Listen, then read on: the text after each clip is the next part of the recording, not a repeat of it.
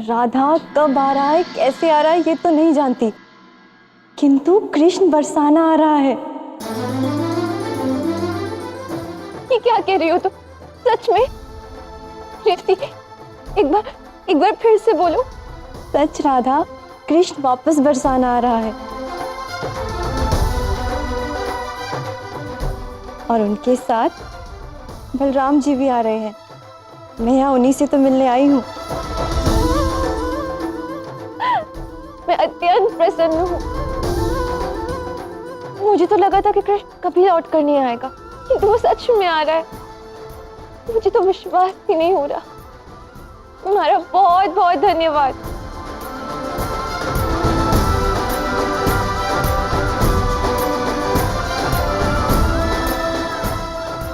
मैं आ रहा हूँ राधे। राधा,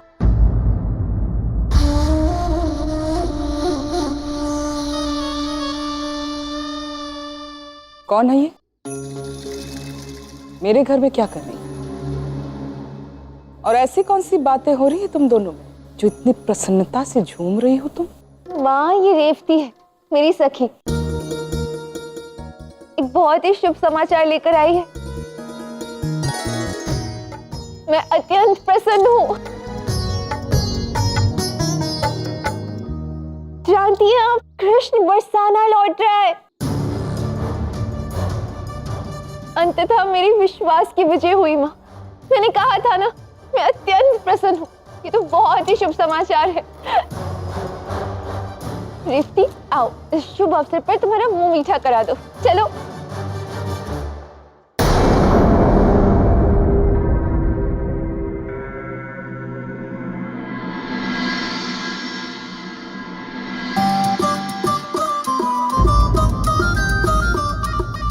सम्राट, आपने मीठा तो लिया ही नहीं। ये मोती पाक लीजिए, मैंने स्वयं बनाया है।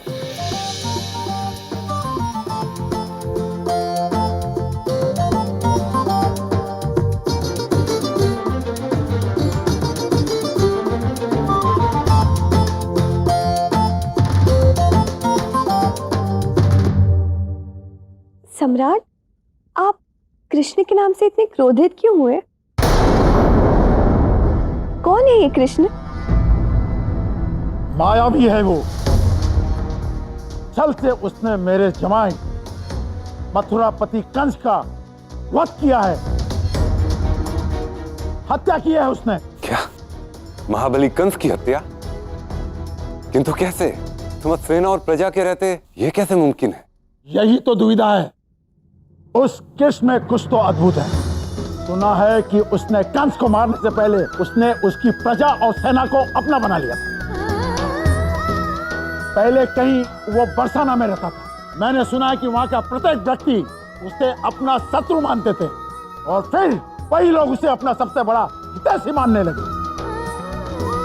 सर पर मोर पंख धारण करके वो जहां भी जाता है उसके प्रेम में लोग अपना सुध बुध खो बैठते हैं और उसे अपना मानने लगते हैं। सम्राट, और कुछ बताइए ना कृष्ण के विषय में।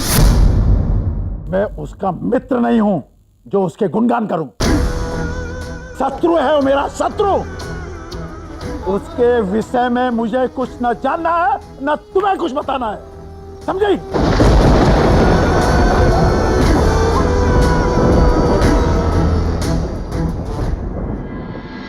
किंतु मुझे उसके विषय में सब जानना है।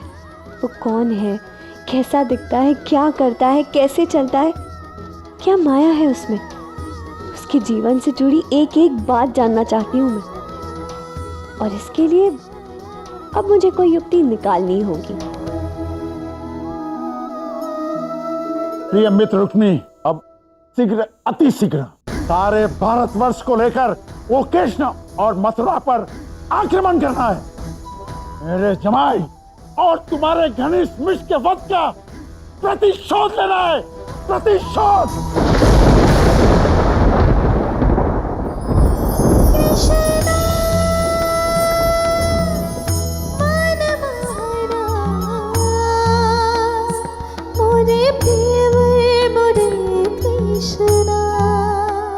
न जाने क्यों ऐसा लगता है जैसे ये चित्र तुम्हारा ही है।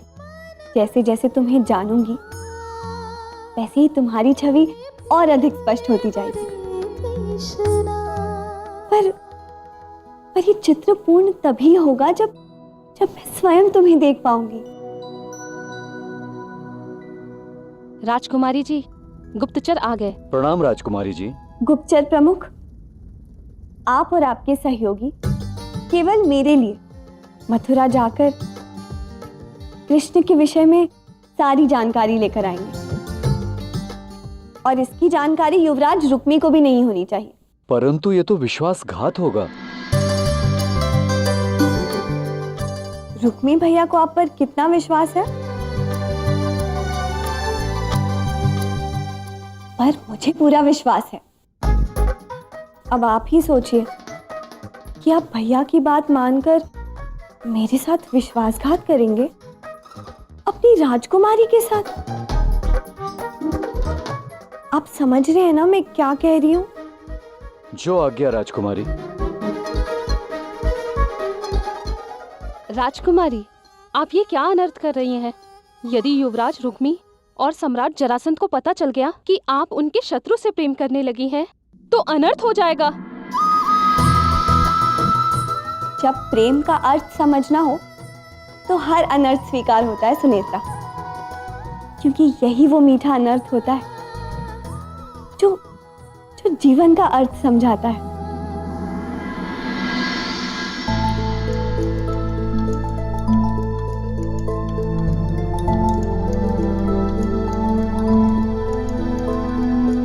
पता नहीं कृष्ण तुम कब आओगे। तुमसे मिलने के लिए मैं अत्यंत व्याकुल हूँ।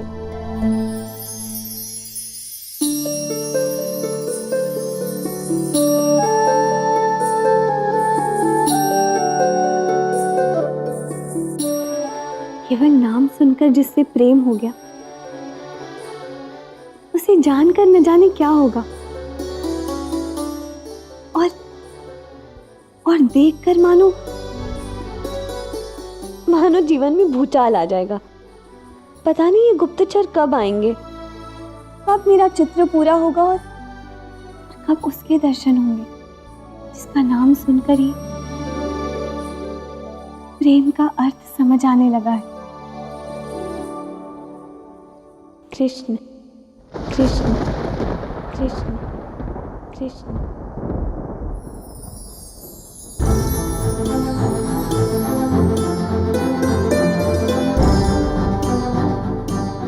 सो जाओ राधा, रात्रि हो गई है।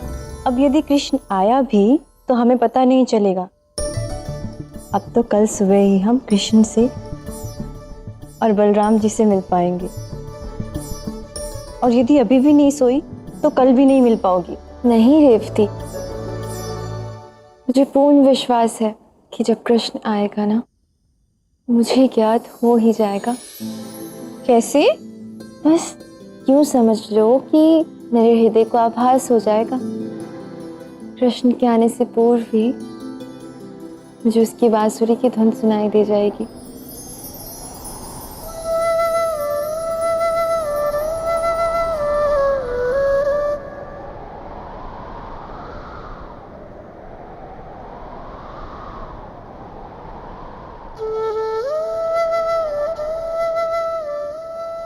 कृष्ण आ गया रेवती। कहाँ? मैं जानती हूँ।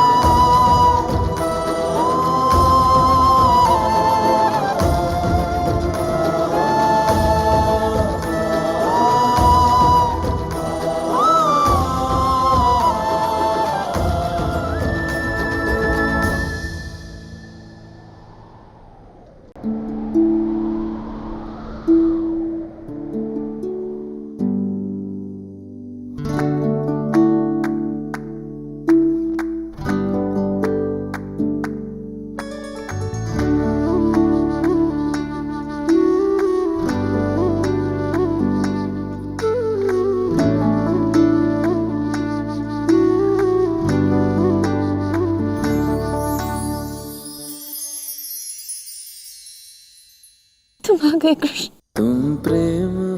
मेरे सखी की इच्छा थी कि मैं कैसे ना मेरी मनमीत हो, तुम प्रेम हो, तुम प्रीत हो, मेरी बांसुरी। क्या थे? मैं जब जा रहा था तब तुमने विस्मरण है मेरा तिलक किया था। अब जब मैं पुनः लौट कर आया, विजयी होकर आया, तो क्या मेरा विजय तिलक नहीं करोगे? करूंगी, अवश्य करूंगी कृष्ण।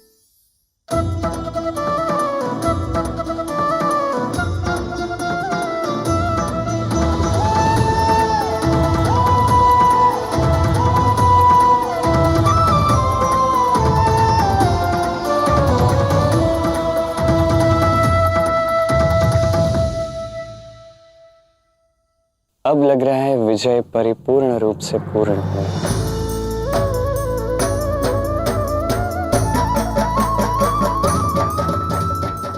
तुम्हें स्मरण, जब मैं यहां से जा रहा था तो तुम्हारे संग विरह के रंग खेले थे, और जब मैं पुनः लौटा तो मिलन की होली तो अवश्य ही खेलूंगा। किंतु मुझे लग नहीं रहा कि तुम्हारे पास भी रंग है। अब क्या करें? क्यों नहीं होंगे, अवश्य। विवाह के प्रारंभ से ही मिलन की होली खेलने के लिए सज्ज थी मैं।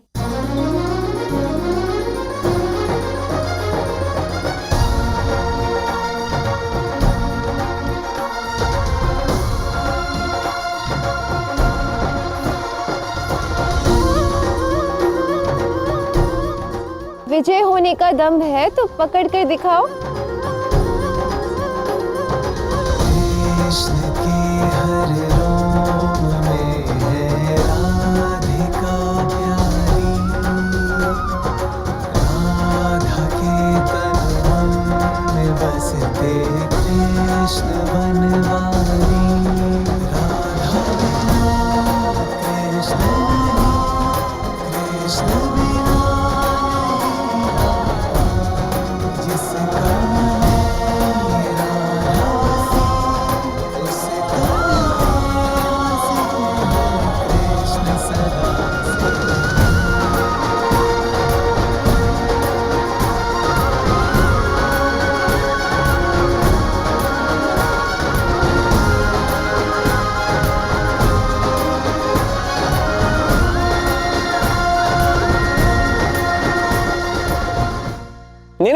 नहीं, ठीक है, मैं अपनी पराजय स्वीकार कर रहा हूं।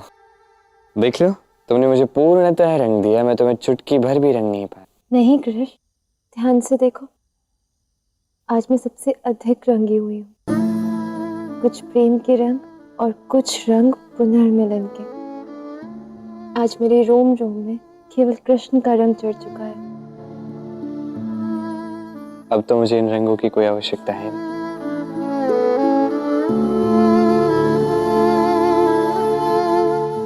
एक बात कहूं? कहो। तुम ना संसार के सबसे बड़े झूठे हो। ये क्या बात कही तुमने? क्यों?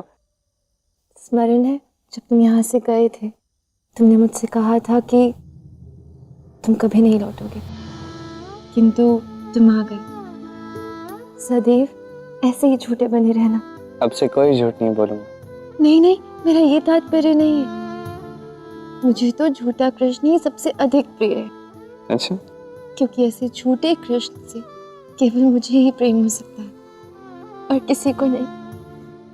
तो इतना बड़ा झूठा भी नहीं हो रहा। एक बात कहो, मैं यहाँ पे स्वयं नहीं आया, मुझे भेजा गया, राज्य आदेश से भेजा गया है किसी राज्य कार्य के लिए।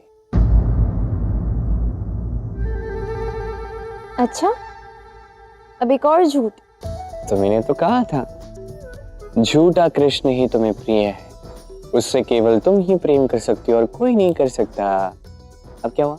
जाओ, मुझे तुमसे कोई बात नहीं करनी। एक बात क्यों नहीं करनी? राधा सुनो, राधा अभी इस क्षण इधर आओ। अरे राधा, मेरी बात तो सुनो। राधा राधा राधा राधा। अच्छा मुझे ये बात बताओ, जब मैं यहाँ पे नहीं था तो क्या तुमने मुझे स्मरण किया या क्या भूल गए? क्यों स्मरण करूंगी? पूरा समय तो तुम यहीं थे मेरे पास, हर समय मेरे सामने प्रकट होते थे, मुझसे बात करते थे। मैं? हाँ, तुम। ये कैसे संभव है? मैं तो वहां मथुरा में था, कंसवध में इतना व्यस्त था, तुम्हारे समक्ष ये सब प्रकट वकट होने का तो प्रश्न ही नहीं उठता। तो तुमने मुझे स्मरण भी नहीं किया? किया ना, एक क्षण,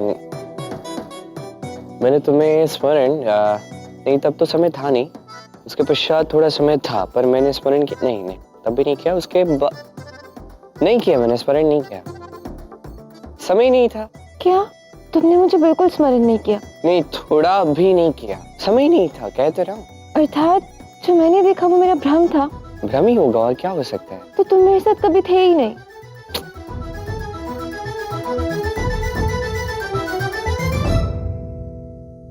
मैंने अपने हृदय में विद्यमान कृष्ण को देखा है।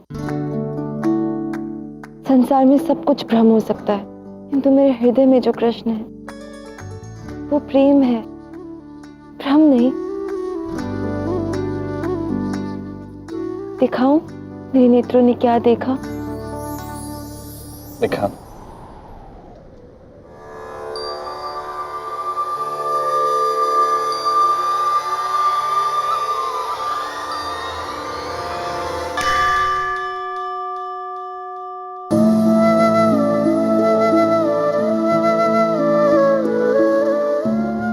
मेरे नेत्रों से देखो कृष्ण, यही मेरा संसार है, जहाँ सब कुछ माया है, जहाँ कुछ भी लुप्त हो जाता है, किंतु मैं यहाँ तुम्हें पाती हूँ मेरे समक्ष। जानते हो क्यों? क्योंकि कृष्ण जो तुम्हारे हृदय में विद्यमान है वो प्रेम है, सत्य, माया नहीं। तुम्हें ज्ञात है, मैंने भी तुम्हें स्मरण नहीं किया। जानती हो क्यों? क्योंकि तुम भी सदैव मुझसे मिलती रही, मुझसे बातें करती रही, मैं कभी अकेला नहीं रहा। कैसे? ये राधा,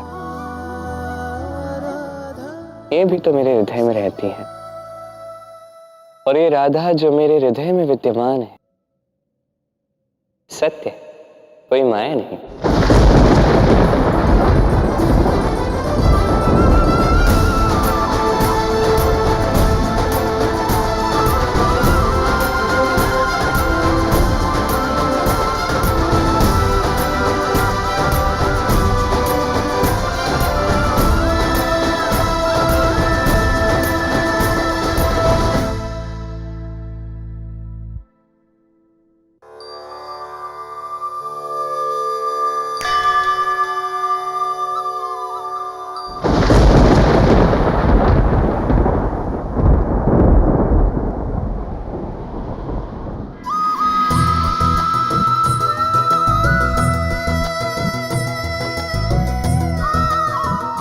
राजकुमारी, आप अभी तक सोई नहीं? निद्रा मुझसे रूठ गई है सुनेत्रा। निद्रा का इतना साहस कि महाराज की प्रिय पुत्री से रूठ जाए। दोष निद्रा का भी नहीं, मन का है। उसके द्वार निद्रा के लिए बंद हो गए। एक प्रेमी जब तक अपने प्रेम को प्राप्त न कर ले, उसका मन अधीर रहता है, और अधीर मन में निद्रा का प्रवेश संभव नहीं। ये अधीर मन शांत होगा केवल कृष्ण के दर्शन से।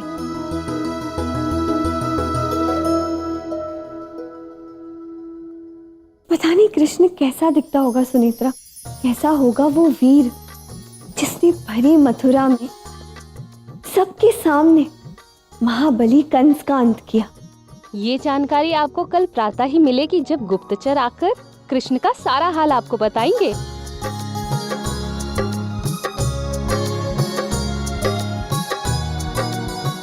इसी भोर की प्रतीक्षा कर रही हूँ। अर्थात आप सोएंगी नहीं? राजकुमारी, राजकुमारी खुले नेत्रों से ही स्वप्न देखने लगी।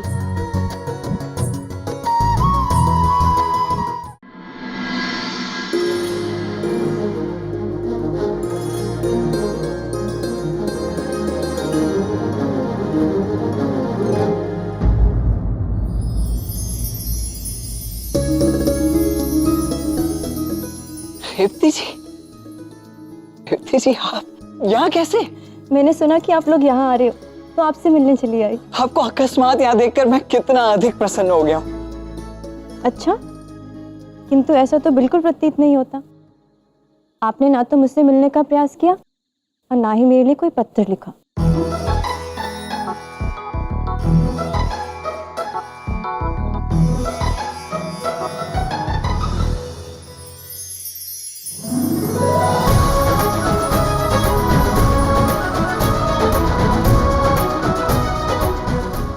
मुझे क्षमा करना रेवती जी, किंतु मेरा अनुज है ना कान्हा, वो मुझे सदैव ऐसे चक्करों में फंसा देता है, ऐसे चक्करों में फंसा देता है कि मुझे फिर उसके साथ जाना ही पड़ता है।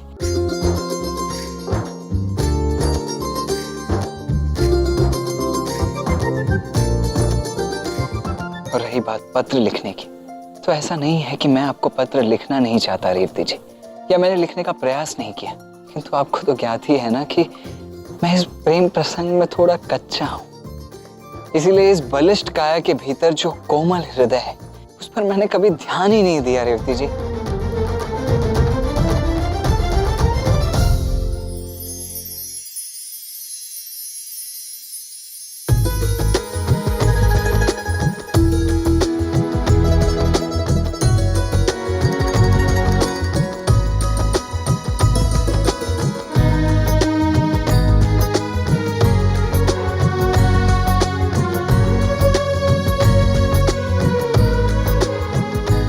वैसे जिस प्रकार कृष्ण राधा का ध्यान रखता है, उसे देखकर तो बिल्कुल नहीं लगता कि उसकी लीला के कारण आप मुझसे मिल नहीं पाते। कान्हा सभी को उचित लगता है, किंतु मुझे कोई समझता ही नहीं। नहीं नहीं, मैं तो केवल ठिठोली कर रही थी। मैं तो जीवन भर और अपनी अंतिम श्वास तक केवल आपका ही साथ दूंगी।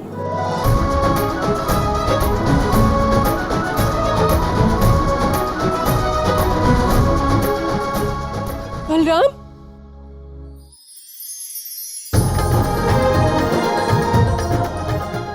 भैया,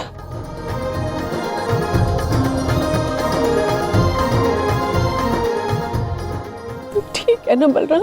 आपके बल को भला क्या हो सकता है? कान्हा नहीं आए तेरे साथ? भैया भैया,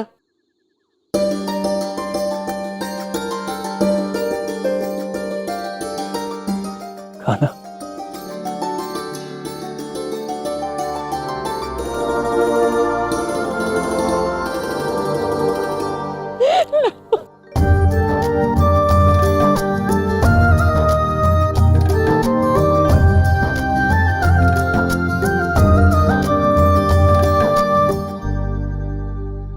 तू आगे लड़ना अपनी मैया के पास। कैसे नहीं लौटता?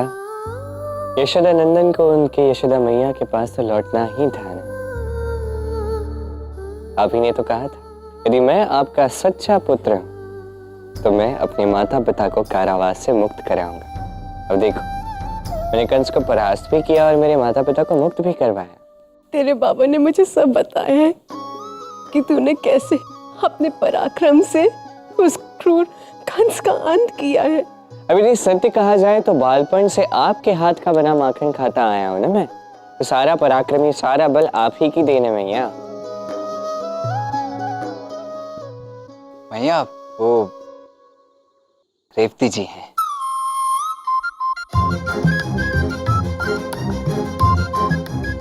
कौन? रेवती जी, वो मेरी सब समझती हूँ। कैसे फूल सी हमारी राजकुमारी को बाहर खड़ा किया हुआ है। भीतर आओ ना।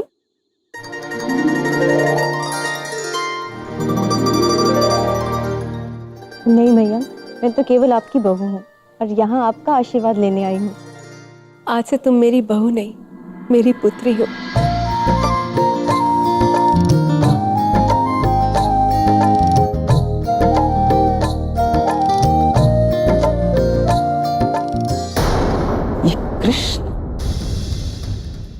कभी ना लौटने के लिए गया था,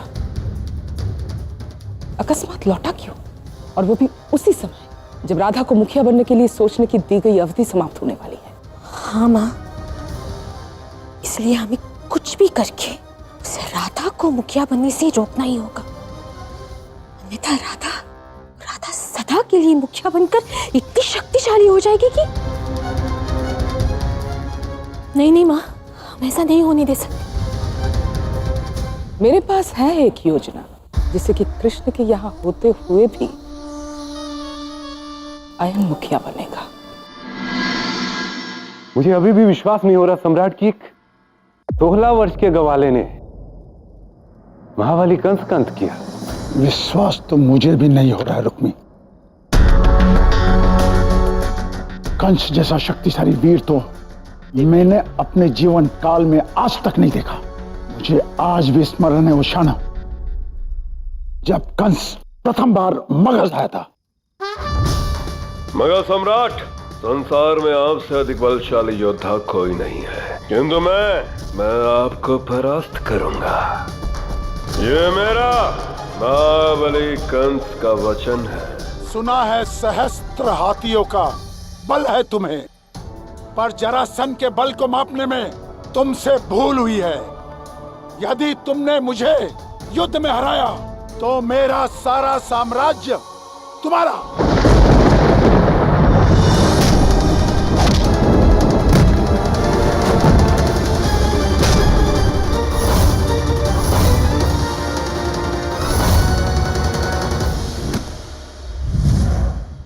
हमारा युद्ध कई दिनों तक चला, पर मैं कंस को परास्त नहीं कर पाया और ना ही वो मुझे।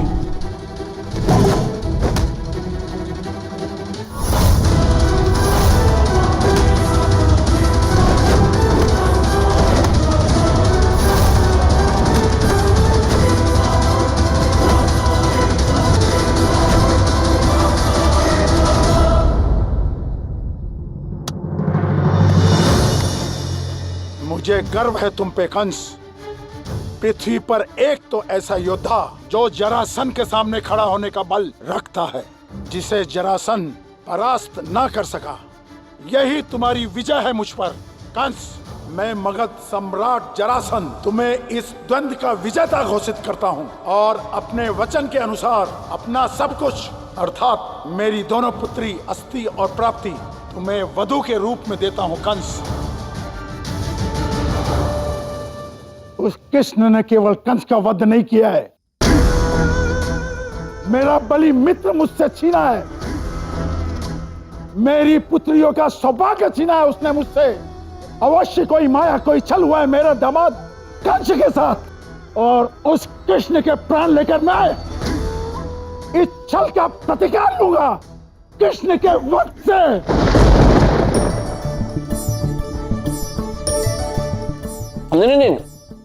नहीं भैया, पेट भर चुका है और नहीं खा पाऊंगा।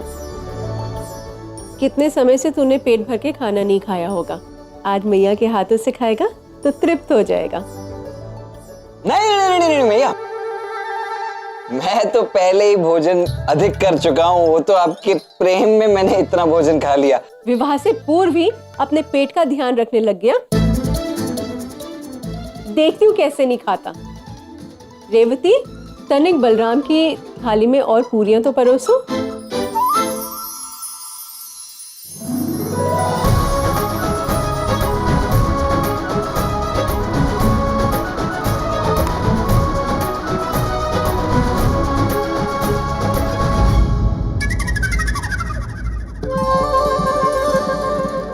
कैसे मंत्र मुग्ध होकर उसे एक टकी देखे जा रहा था। अब खाना तो पड़ेगा, तेरी होने वाली पत्नी का पहला परोसा हुआ भोजन है।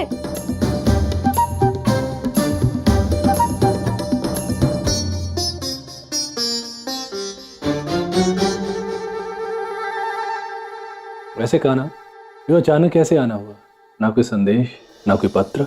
राजा उग्रसेन ने हमें एक महत्वपूर्ण कार्य से यहाँ भेजा है। कैसा कार्य?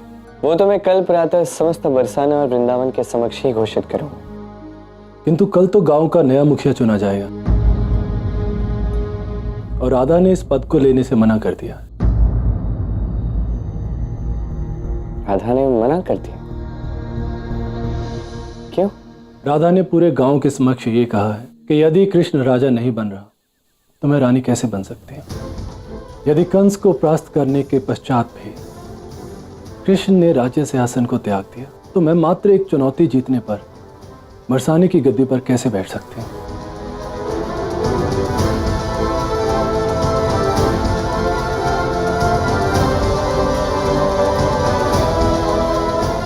किंतु कान्हा, बरसाना का मुखिया बनने के लिए तो राधा से योग्य कोई और है ही नहीं। ये जो भी हो रहा है ये बहुत अनुचित है। तो उसे उचित कर देते हम, किंतु कैसे कान्हा?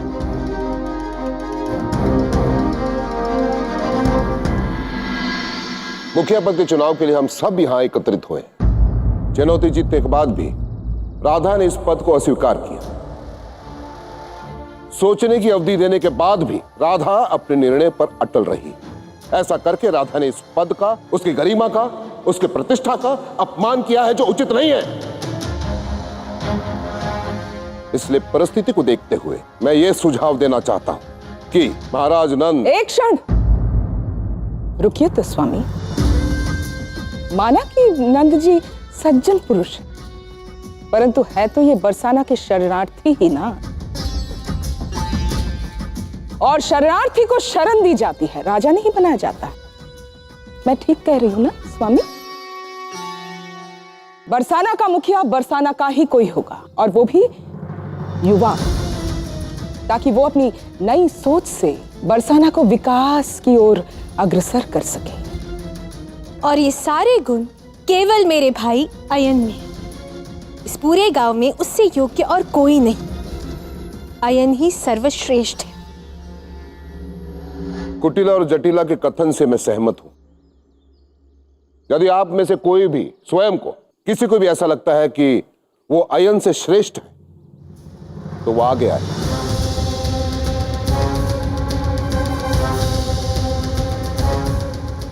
आगे आए। यदि अयन गांव का मुखिया बनेगा तो गांव के लिए उचित नहीं होगा, किंतु जब कृष्ण ने पद ग्रहण नहीं किया तो मैं भी कैसे कर सकती हूँ। तो आपके मौन को मैं आपकी सहमति समझूंगा। इसलिए मैं घोषणा करता हूं कि बरसाना का अगला मुखिया होगा। रुक जाइए।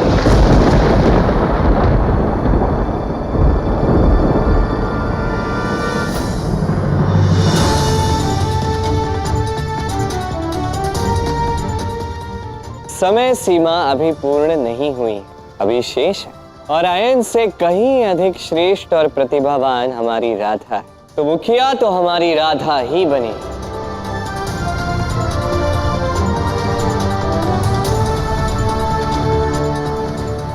अरे नहीं, ये सब आप क्या कर रहे हैं? उठ जाइए, सभी उठ जाइए। देखिए, कंस का वध आप सभी के आशीर्वाद और प्रेम का फल है। आज ये सब करके मुझसे वो सारा प्रेम मत छीनिए जो आप सबने मुझे दिया है। मैं आज भी वही बरसाना और वृंदावन का नटखट ग्वाला, और यही रहूंगा।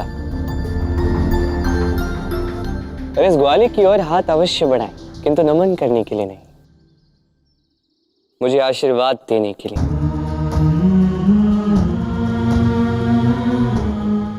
आप सबके इसी आशीर्वाद और प्रेम से मैं अपने जीवन का उद्देश्य पूर्ण करूंगा।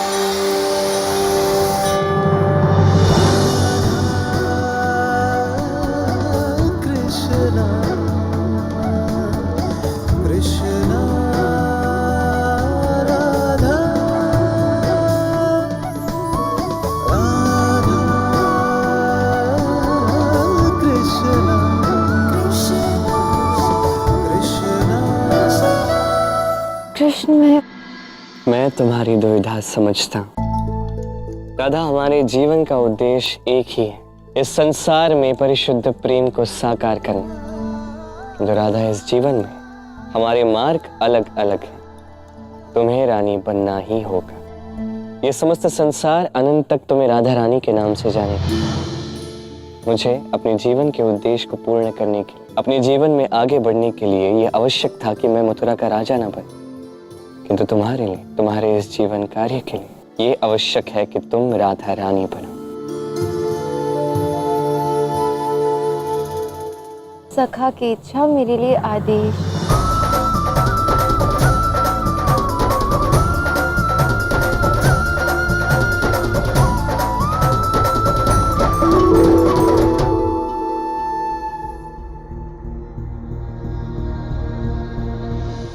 देखो, तुम यहां आके राधा के मुखिया बनने की घोषणा नहीं कर सकते कृष्ण। इस पद को ये पहले ही अस्वीकार कर चुकी है, पूछ लो इससे।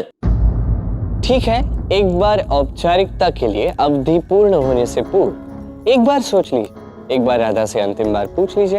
हो सकता है राधा का मन बदल गया हो। राधा, निसंकोच होकर, बिना किसी भय, बिना किसी दबाव के, हम सब तुम्हारा निर्णय सुनना चाहते हैं। क्या है तुम्हारा निर्णय?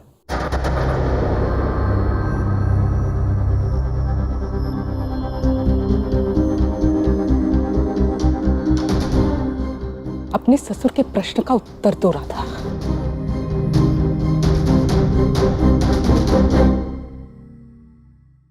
मैं वृषभान पुत्री राधा वृंदावन और बरसाना की रानी बनने के लिए सज्ज हूं।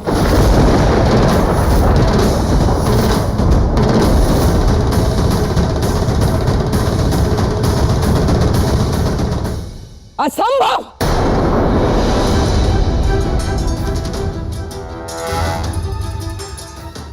माना कि इसने चुनौती जीती है, परंतु मुखिया का कर्तव्य होता है, प्रथम कर्तव्य होता है प्रजा की रक्षा करना, और उसके लिए चाहिए बल।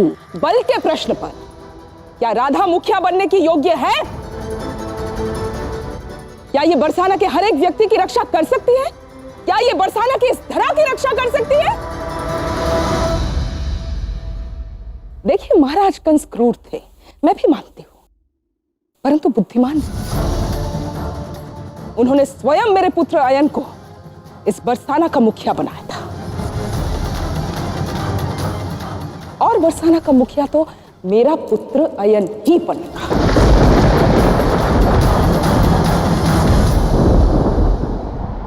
राजकुमारी, राजकुमारी, आपके भेजे गुप्तचर लौट आए हैं। कहाँ है? शीघ्र भीतर बुलाओ उन्हें। गुप्तचर प्रमुख, भीतर आ जाइए। प्रणाम राजकुमारी। तुम बताओ, क्या जानकारी लाए हो कृष्ण के विषय में? क्षमा कीजिए राजकुमारी जी, क्षमा कीजिए। हमने कृष्ण को बहुत ढूंढा, किंतु वो कहीं नहीं मिले। वो मथुरा में थे ही नहीं। हमने सुना शिक्षा प्राप्त करने के लिए संदीपनी ऋषि के आश्रम गया था। हम उसे ढूंढते हुए वहां भी गए, किंतु वो वहां भी नहीं था। जानते हैं, मैं रात भर सोई नहीं, आंखों में निद्रा नहीं समाती, मन अधीर है, और आप कृष्ण के विषय में कोई जानकारी नहीं लाई।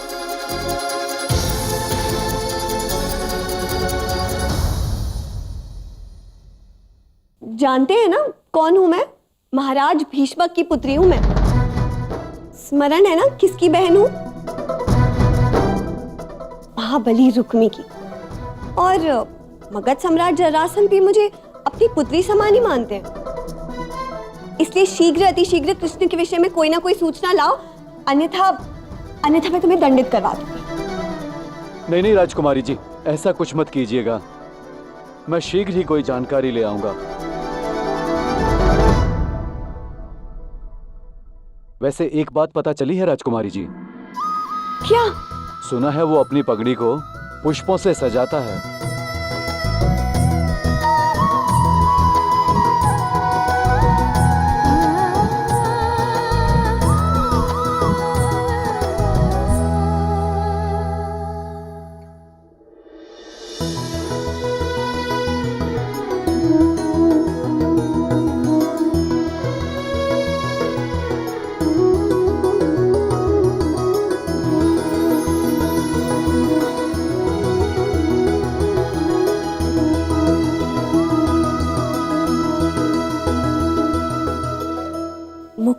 मुस्कान का श्रृंगार ना देखा ना सही, पगड़ी पर पुष्पों का श्रृंगार तो समझ आया। अब तुम्हारी छवि स्पष्ट होने की दिशा में मैं एक और पग आगे बढ़ गई हूँ कृष्ण।